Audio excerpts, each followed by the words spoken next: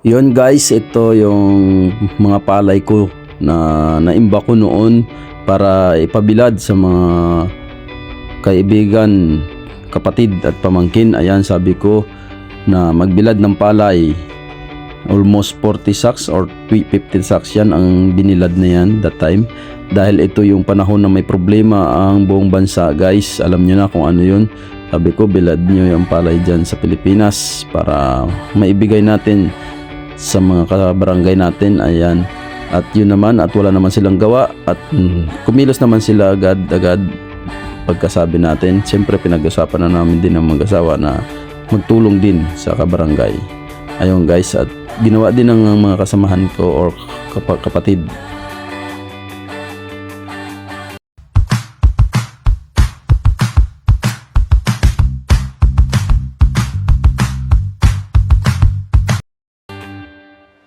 So ayan na nga, at sabi ko bilisan nyo na ang pagbilad para maigiling na natin at maibigay yung time na yan. At ayun, gumawa naman nga talaga sila at bali tulong na rin nila. Ayan.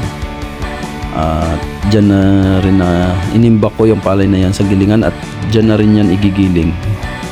Ayan guys, yun lahat yung nakaano na yun, at yan is igigiling yun lahat para maibigay nga. Kasi lahat ng bahay is nagtag 2 kilo ang naibigay natin kada bahay sa buong kapwa ko kabarangay guys. That time na yan yung may problema ang buong bansa. Yan, at yung sasakyan na yan guys ay service noon ng barangay, at tinuntak ko rin si kapitan or pinasabi na pahiram ng service para magbigay ng bigas sa kabarangay. Ayun, at yan na nga, pinahiram din ni kapitan.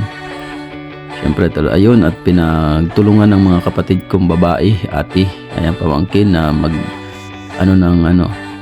bigas, ayan, mag-pack or magtulong para madali ang process ng pagtandap. Ayan, at inuna yung sa sitio Inakay or Katutubo na mangyan sa amin ang inuna. Ayan guys, kita nyo. Ayan, kapatid ko yan, ang nakatulong yan. At naalala lang natin na ito ang kauna-unahan kong pag-video sa malakihang tulong, kasi marami din ang bigas na ibigay natin dito guys, kasi kada bahay is 2 kilo. Ayan, masaya pag ikaw nakatulong at galing sa puso mo ang pagtulong or kagustuhan mo talaga. Ayan, at marami namang nagtulong din or sumama or tulong nga para maibigay ang tulong ko rin para sa mga kapwa ko kabarangay. Ayan, yan, at yan ang kapatid ko nagbigay din, at medyo malabo lang kamera dahil re-upload na lang natin to guys, dahil noong 2020 pa to eh. Ayan, barangay sa Linaw Pait yan naman na purok or sitio. Ayan, and next what Agbahag yata.